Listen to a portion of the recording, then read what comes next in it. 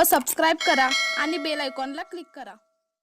नृसिंहवाडी दत्तधाममध्ये जागतिक सूर्यनमस्कार दिन साजरा।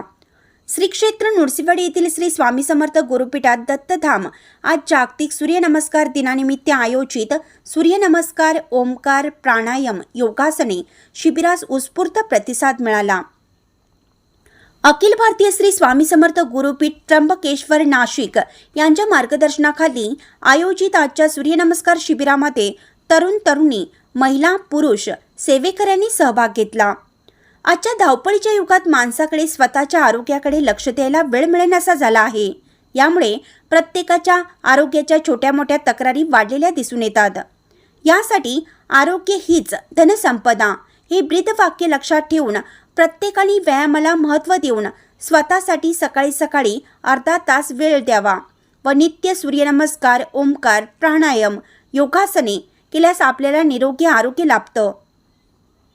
व्यायामामुळे चांगले आरोग्य राहतेच, तसेच यामुळे उंची वाढते, दृष्टी तीक्ष्ण होते, स्मरणशक्ती वाढते, सर्वांगाला व्यायाम मिळतो, यासह अनेक फायदे होतात। यामुळे सूर्यनमस्कार एक संपूर्ण व्यायाम पद्धत आहे, याचा प्रत्येकाने अंगीकार करावा असं यावेळी सांगण्यात आलं। सूर्यनमस्कार करण्याची पद्धत व प्राणायाम, योगासने कशी करावीत याची सर्वकष माहिती यावेळी देण्यात आली। इंडियाचा आवाज न्यूजसाठी नृसिंहवाडीहून जहांगीर रणमल्ली।